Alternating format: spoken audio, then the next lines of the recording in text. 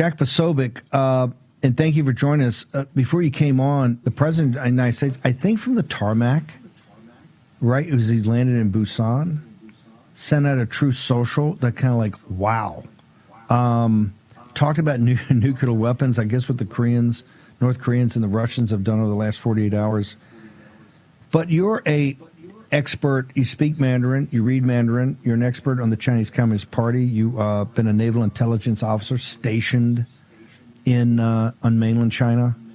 This whole concept of mandate of heaven and face. I mean, what is she to make of that? President Trump that's about as aggressive as you possibly can get, because he puts in there, the Russians are number 2 to us. The Chinese are like a distant third, but they're catching up, and maybe in 5 years, and bang, I'm going to upgrade this. We're going to test, and we're going to be dominant. Why? You know the president pretty well. Why would he choose that moment to send that shot at the chairman of the Chinese Communist Party? Put him on notice, sir.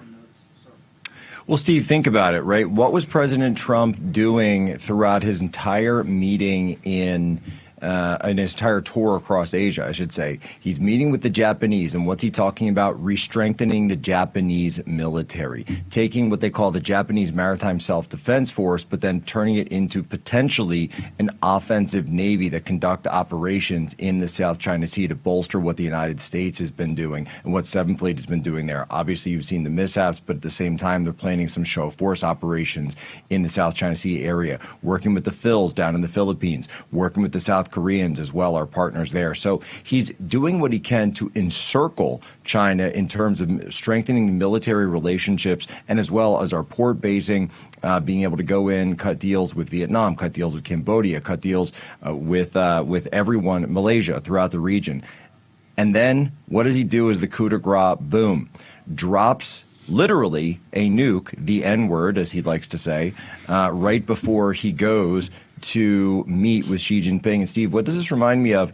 2017, the first time that he had that meeting, the sit down with Xi Jinping, just as they're serving the chocolate cake at Mar-a-Lago, what did he do? He ordered the Syria strikes to take place, I believe it was April of 2017. And he turns to Xi Jinping and says through the translator, by the way, we've just bombed Syria. No, I remember we took a break from the dinner, went down to the skiff that they had set up, and President Trump pulled the trigger.